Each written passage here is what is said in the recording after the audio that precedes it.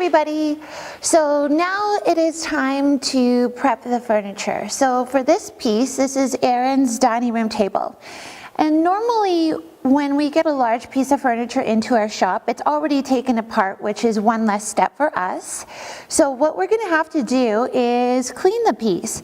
I always start by cleaning every project, depending on the desired finish, whether it's being stained or painted. I will always clean it first with Saman TSP Eco.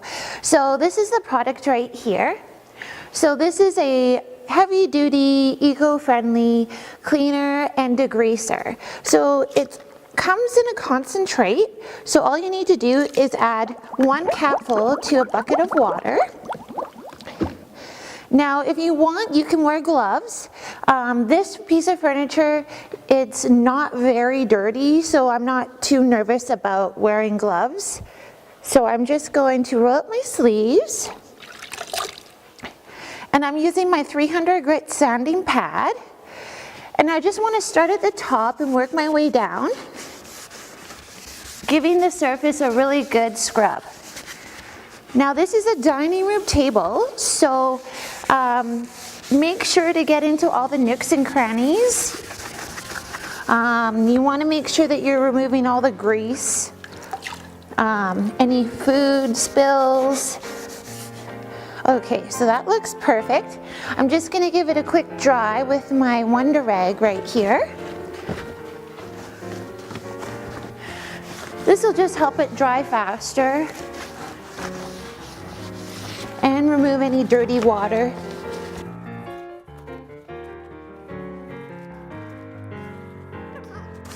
And make sure if you're using this cleaner, if you notice your bucket of water getting really dirty, to dump it out and get a fresh bucket.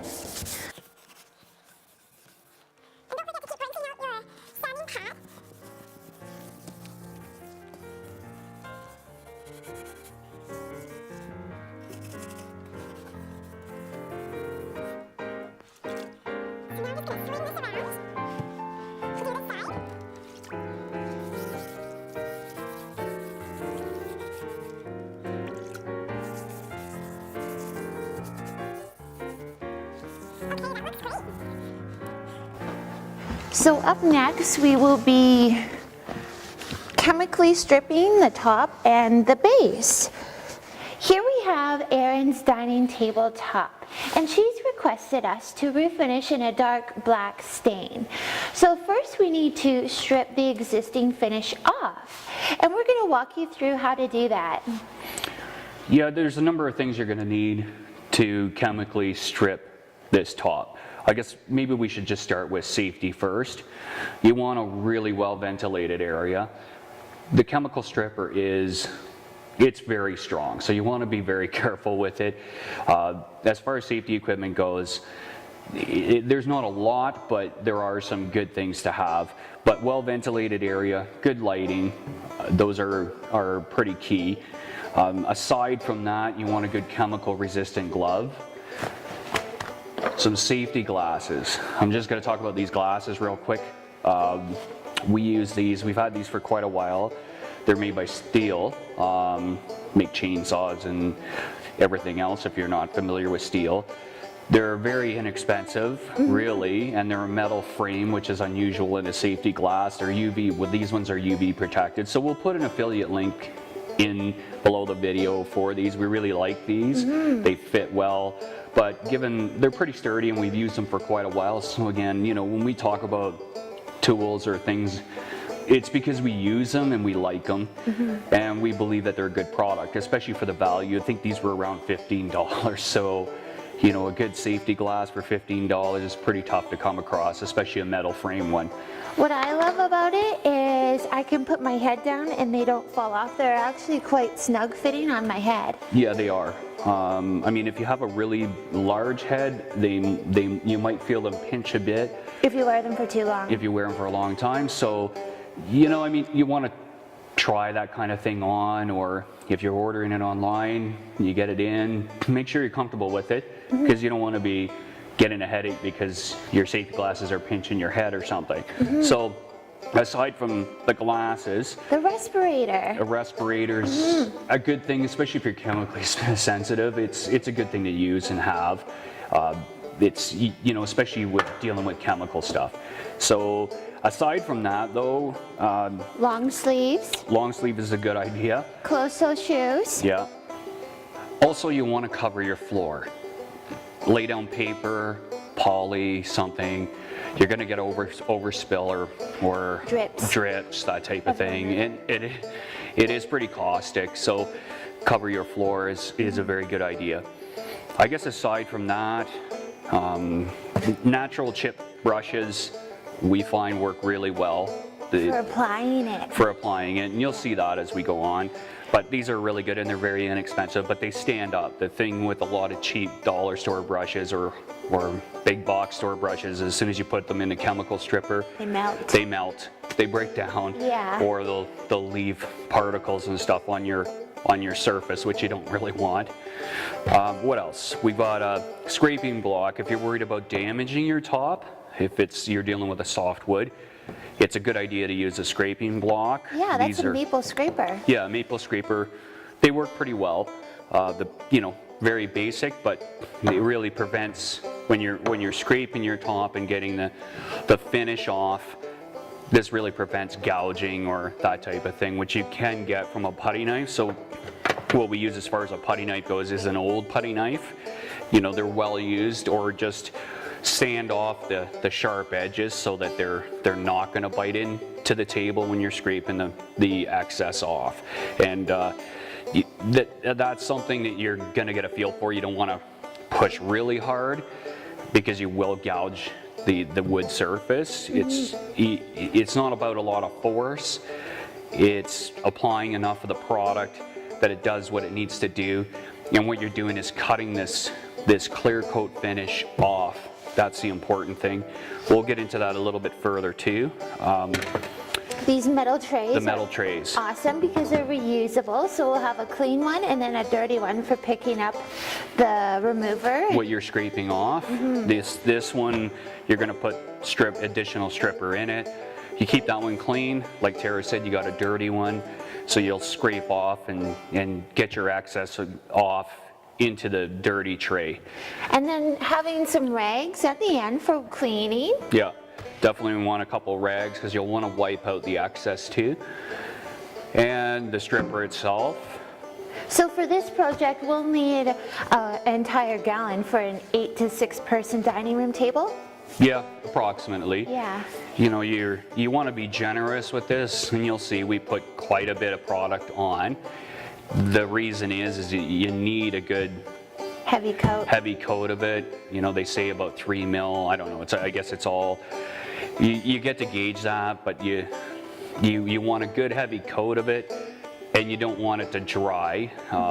But it does need a bit of time to work too.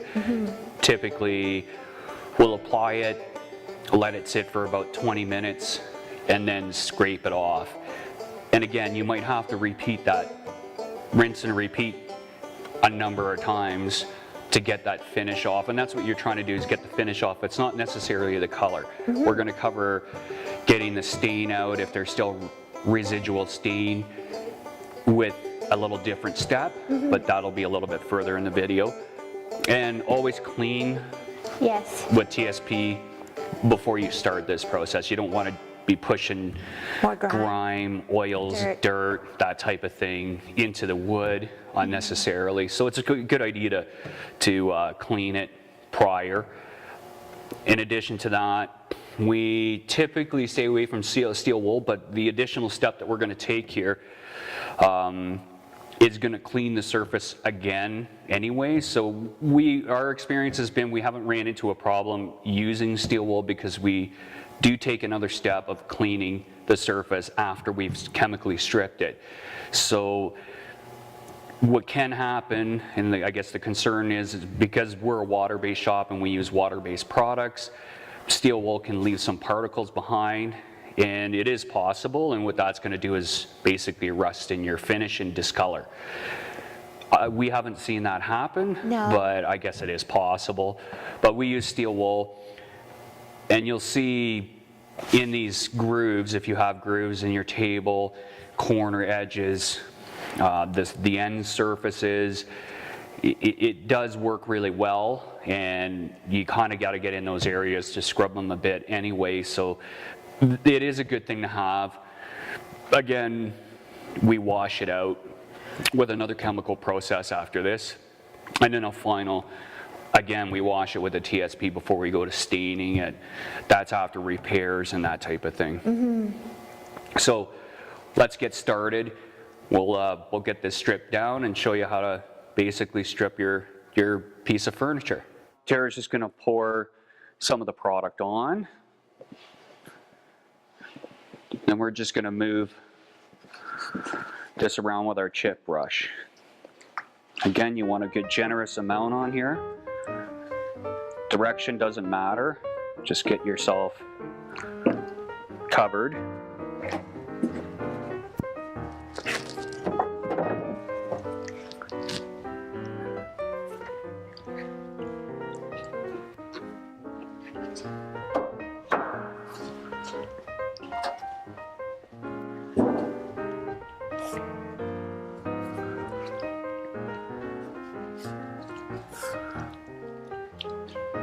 You want a good generous amount on here.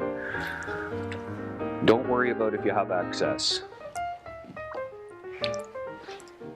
And try to avoid it running off the side of the table. You don't want to waste the product. Now this is a gel formula, which is nice for doing vertical surfaces because it tends to cling. Yeah, we always use a gel. A gel does hang better, especially if you're doing vertical surfaces. This isn't so bad because it's a flat surface, but on the edges, it is going to stick better. We've tried other ones, and they don't work as effectively because they don't hang on the surface very well on your vertical. So the gel is kind of what we stick to. Less wastage. Goes a lot further. Does go quite a long ways. So if you notice an area that's drying out, you want to just apply more onto it. And let it do its work. Don't be in a rush to start scraping. Let the remover do its work. Like sometimes we'll let it sit on for what, 10, 15? Or even longer. Even longer. You know, the time of year does make a bit of a difference with this product. As far as the chemical stripper I'm talking about, the humidity, if it's cooler, it does make a difference. So, you know, you might have to let it sit a little longer. In the winter time, for example, it's going to take longer to work. So 20 minutes to half an hour is pretty typical in this time of year, which is January for us. But if you're doing it in the summertime and it's warmer and less humidity, it tends to work faster. So 10-15 minutes is a good amount of time. So I'm just going to cover some of these edges too. Just take some of the excess that's on the top, brush it on the edges.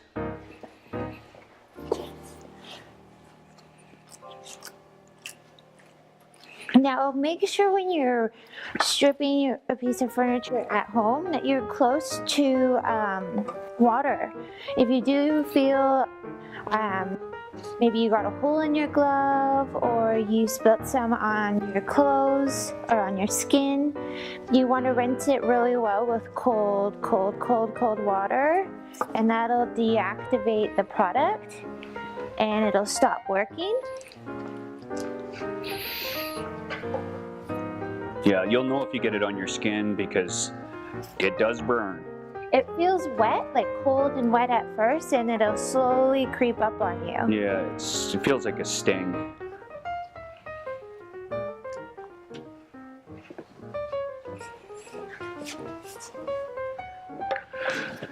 And we've already done the apron side, the bottom side, just to speed up the video a bit. But a lot of times you want to take apart as much of the table as you can, because finishing it is easier the more you can get the table apart. But in this situation, the apron is actually laminated to the top, and it made it very difficult to get this apart. So typically, this isn't usually the way we do it. Normally we just have the slabs themselves, the apron separate, so you can do those parts individually, which does tend to work better. And as you can see, Tara's masked off the rails, and that's just to protect them a little bit. If we get some excess stripper on that area, it's not going to damage that finish. Make it gummy. Make it go gummy. Now there is going to be, when we spray this with stain and then seal it, there's going to be some overspray that way. But we try and avoid getting it really on these rails just in general, because it makes it more difficult for closing after until it cures up. Could cause it to bind. Can cause it to bind a little. So you want to try and avoid that. But it's not the end of the world. Did you get all the edges? Yep. This one still seems dry.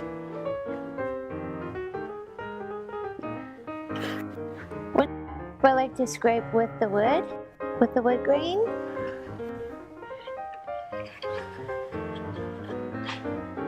Yeah, you really want to try and stick with scraping the right direction of your wood grain. Absolutely. But you can see Tara's getting quite a pile, and it's quite discolored, and that's the old finish coming off.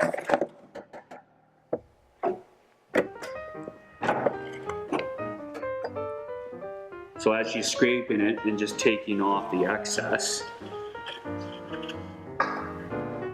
it's a lot of the old finish coming off, and that's what you're trying to do, is cut this old finish down. Remove as much of it as you can. The more you take off of this old clear coat, the easier the next step becomes, which is, we'll cover that, but basically another chemical wash and getting rid of the excess stain. You can see the excess stain in these dark areas in the groove, because this table has a bit of a groove profile in it. Yeah, heavy grain. It does have a heavy grain. This is really, I'm pretty sure, a pine table. So pine typically has heavier grain in, like fir. It does hold stain and the old finish a little bit more than harder woods, but the basics of it are scrape it out like this.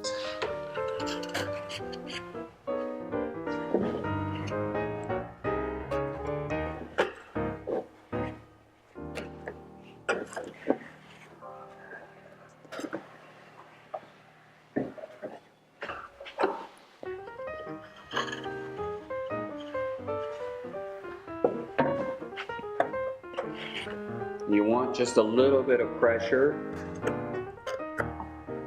on your putty knife, but not too much pressure.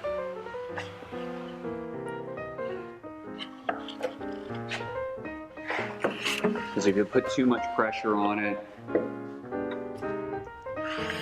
you're going to end up gouging or scratching your surface, which will just cause you more work.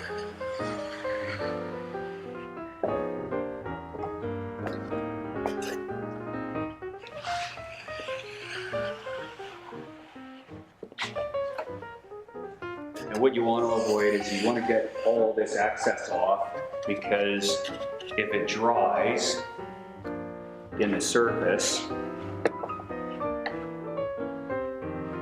it like gels up again, hardens up again, so then it becomes more difficult to get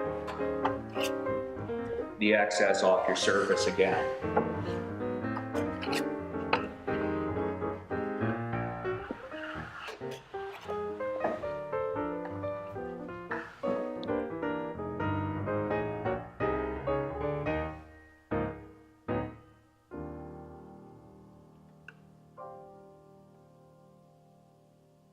you are going cross grain like I just did on the ends, just be very careful you don't catch the grain.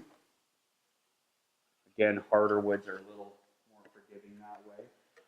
Not as easy to damage as softer woods.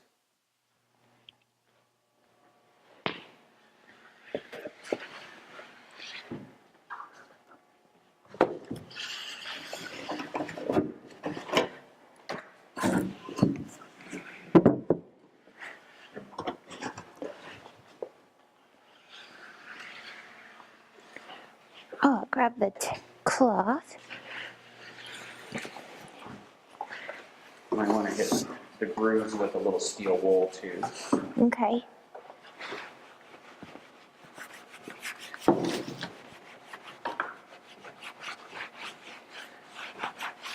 Wherever that too.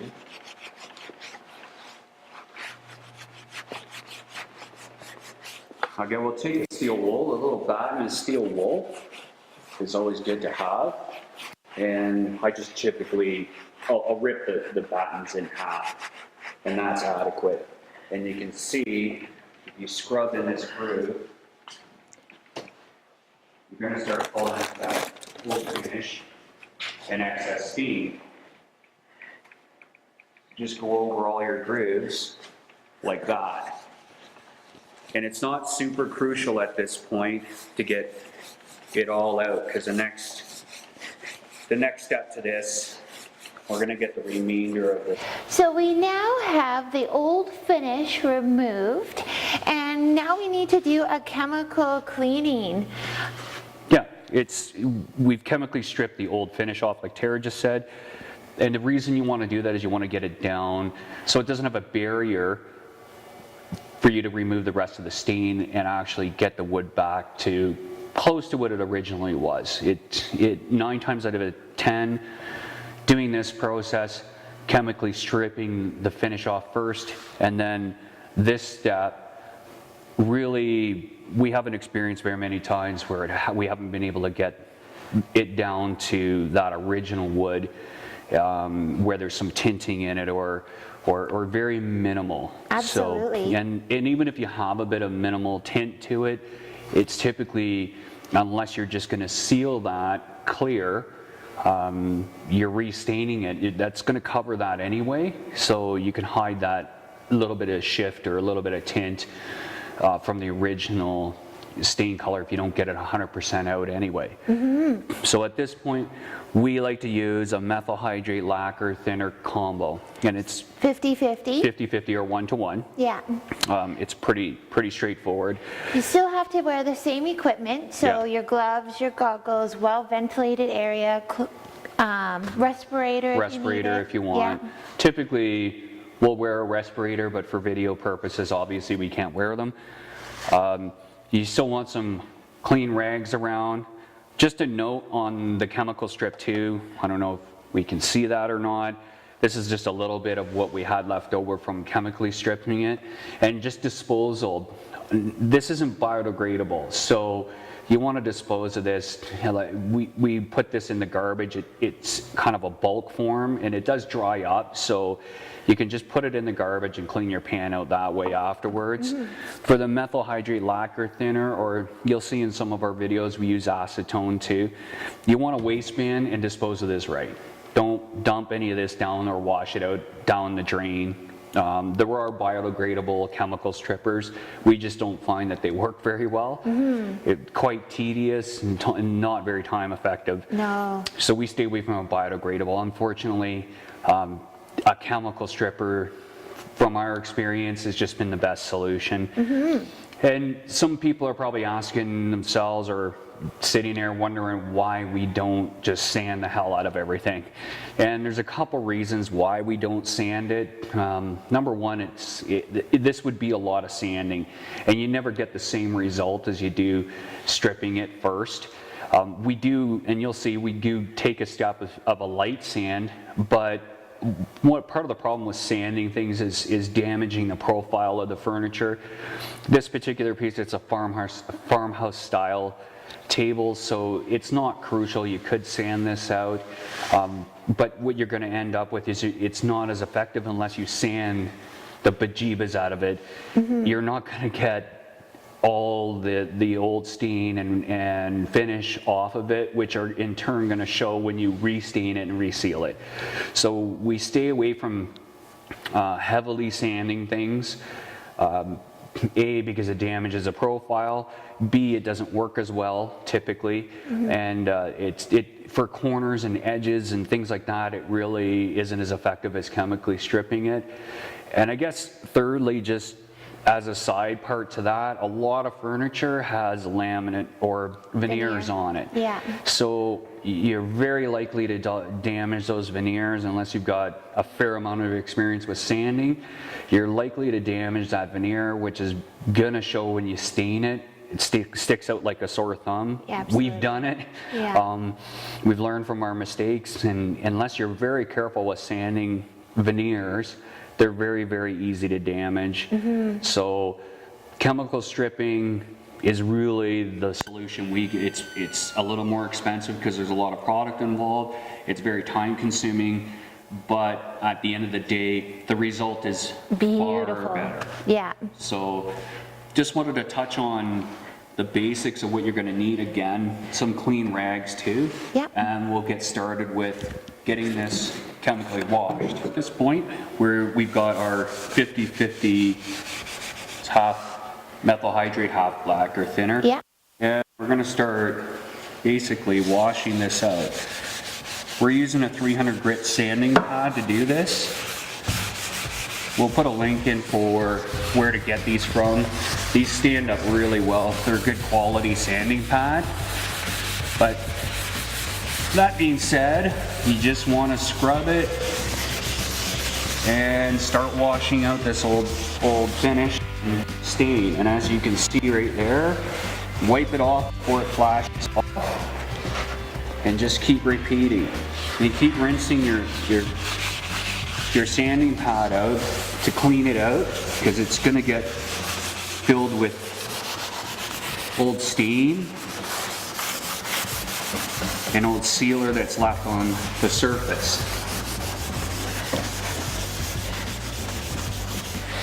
Now this does flash off very quickly, and you don't want to let it dry, because what it'll do is it'll give you another stain, and you'll just continue to keep doing over and over the same thing. Yeah. Now this does take a bit of elbow grease, and you might have to do it a few times, but as you can see,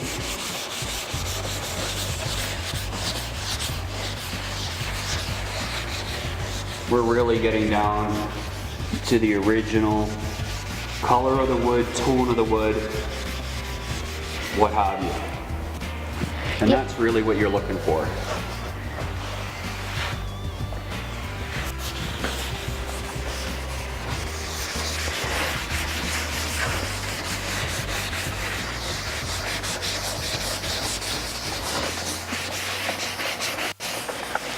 And make sure to always wear glasses when you're doing this.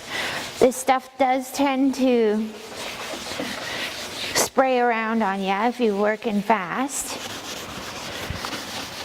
You don't want to get it on your skin or in your eyes.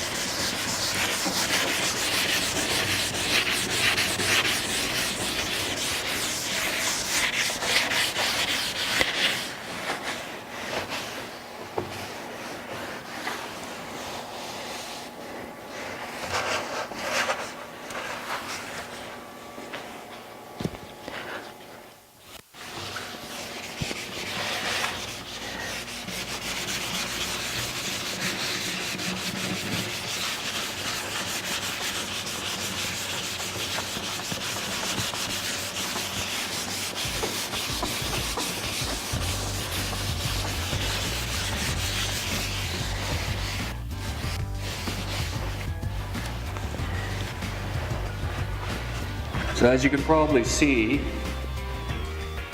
how dirty that is getting. So at this point, you want to try and keep this as clean as you can. It's going to dirty up really quickly, but you want to try and keep this as clean as you can. What I'm going to do is just dump this out now. That's why you want that waste container handy.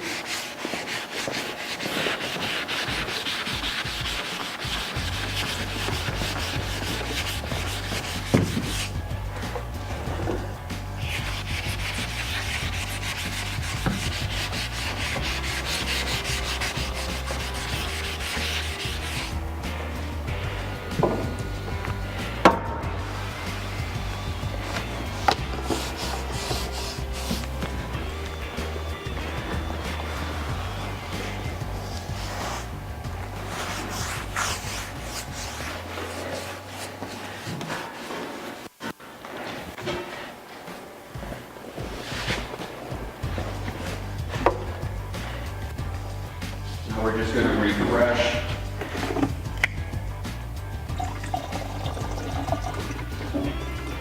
And again, we just eyeball this. It's just approximately 1-to-1 or 50%.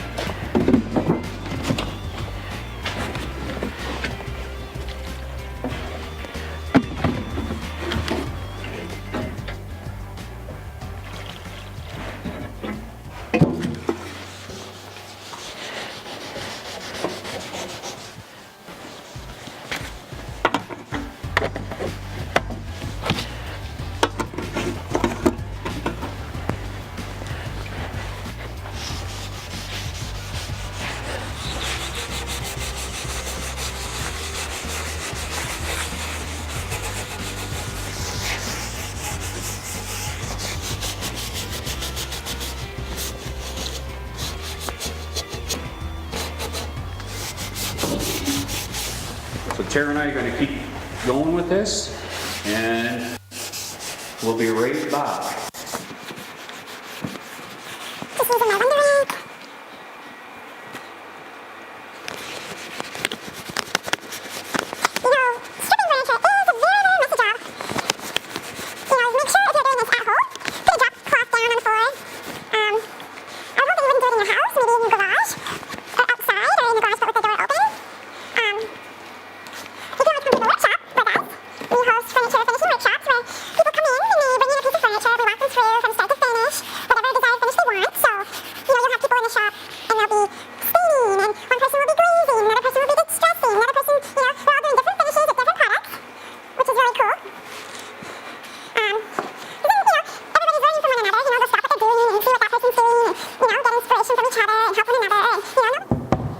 Once this is done, we're golden.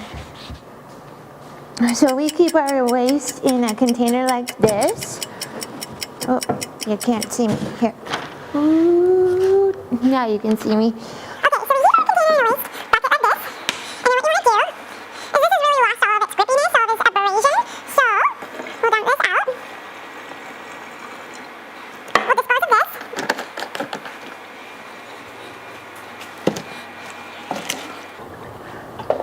Perfect.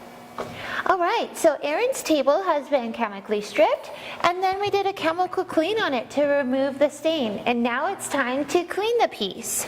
Yeah, you want to go back over it again with TSP and our great little Brillo pads, or sorry, that's a name brand. They're not Brillo pads, they are sanding pads. They're about a 300 grit once again. And if you go over it just like Tara is, warm water with TSP is the most effective. And the reason we're doing this now is you really want to get any of the residual stripper that may be left, or contaminants, some contaminants, or the methyl hydrate lacquer thinner. We want to neutralize that and get any residue basically out of any of the spots that it could have embedded in, like these grooves, for example. This table again has a profile to the top, so there's a little bit of a divot. You probably can't see it on camera, but there is a bit of a divot on each panel. So there's a tendency for the chemical stripper or the methyl hydrate lacquer thinner to work its way into those grooves, and we just want to make sure that it's cleared out and good. And then the next step to this is I'm going to give it a light sand. So once we're done cleaning this, then we're going to move to giving it a light sand, and then it's basically ready to go to staining. So now the table has been completely stripped and sanded, and now it's ready for staining. Yeah, part 2 of our series, we're going to have a 3-part series on this. The next part to this is for staining. And then the third part will be for sealing. So we hope this helped you through, this has been a bit of a long video, but we hope this helped you, give you the confidence to go through and properly strip a piece of furniture. Yeah, prevent it from going into the landfill. You know, if you don't like the color of your furniture anymore, you know, take the steps to renew and refinish it and create any other finish you'd like. Yeah, it's a little bit of work, but you know, a little bit of elbow grease and some product and a little bit of know-how, and we hope we've given you that. You can really refurbish and reuse a wonderful piece of furniture that doesn't have to go in a landfill, and we really encourage people to do that. So please, if you enjoyed the video or it was helpful, like and subscribe. We'll have more videos coming, and we'll see you in part 2.